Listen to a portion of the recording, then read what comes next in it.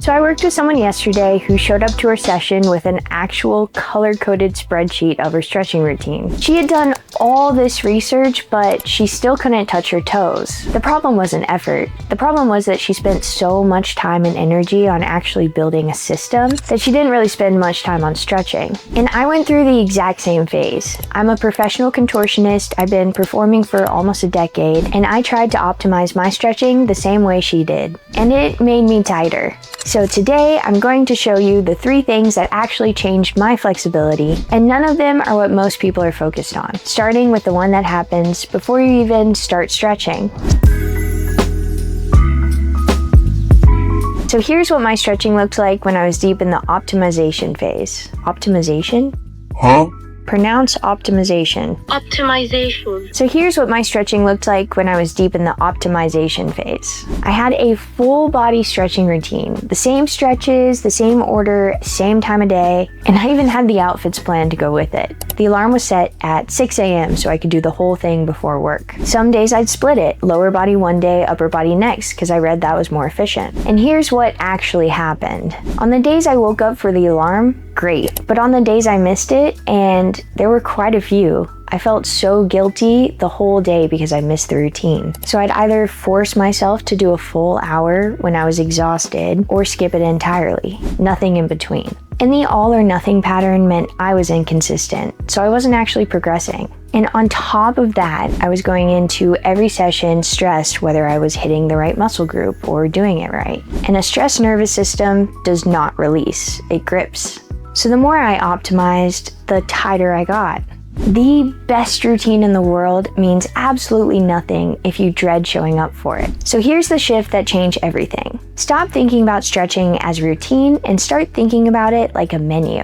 A menu is just a collection of things you like that you can choose from based on how you feel that day. For flexibility, that looks like this. Pick 1 or 2 stretches that you actually enjoy or at least tolerate for each area of your body.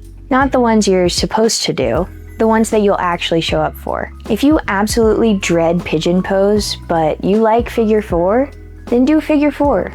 They hit pretty much the same area. Because the best stretch is the stretch that you'll actually do. Then each time you sit down to stretch, ask yourself one question. What did I do yesterday or sometime this week that my body is telling me about? Here's what I mean by that. Say you took a HIIT class 2 days ago. Tremendous workout.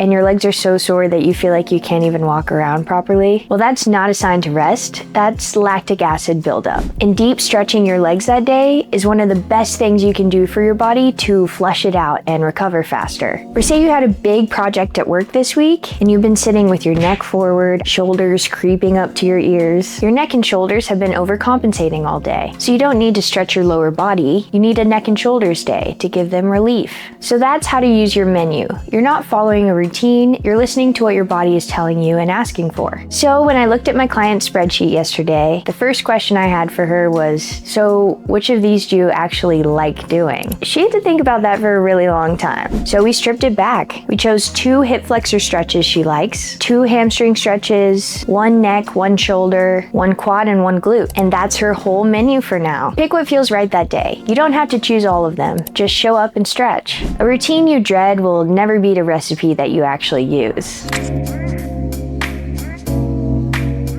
So the menu tells you what to stretch, but there's another layer to this. It's about when to go deep and when to keep it gentle. Because not all stretching is appropriate for every day, and most people don't think about this at all.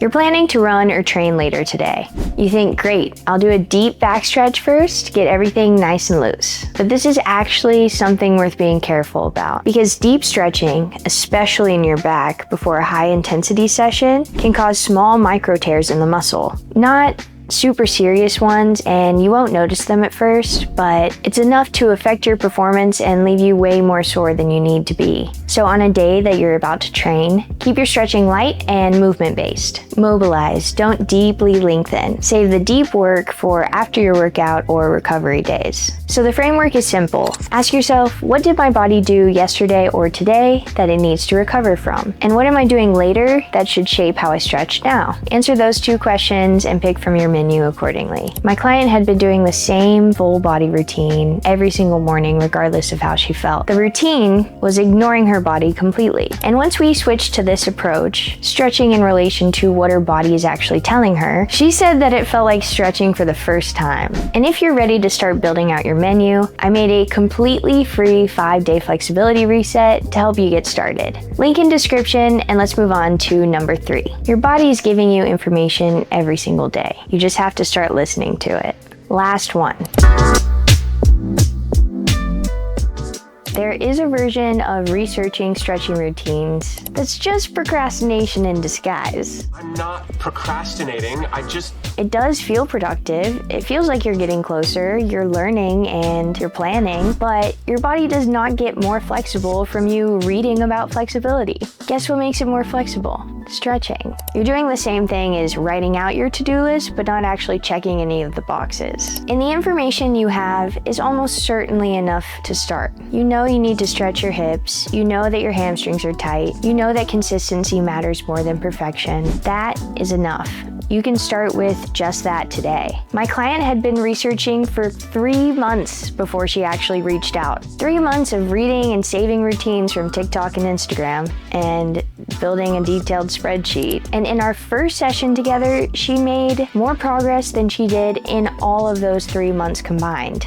That's the thing that research can't give you. It can tell you what to do and how to do it, but it can't tell you what it feels like when you're doing it right. So whether that's working with someone or watching videos online to see proper technique and form, or just simply starting and paying attention to how your body responds, actually doing it will always get you further than reading about it. So here's what I want you to do after this. Don't research more stretches, don't build a routine, and don't build a spreadsheet. Pick 2 to 3 stretches right now and do them. 5 minutes, and that's your whole system. That's how this starts. It's time to stop optimizing and start doing, because flexibility comes from the doing, not the planning. And that free 5-day flexibility reset is linked below if you want a simple place to start. And if this made something click for you, please drop it in the comments. And as always, stay stretchy.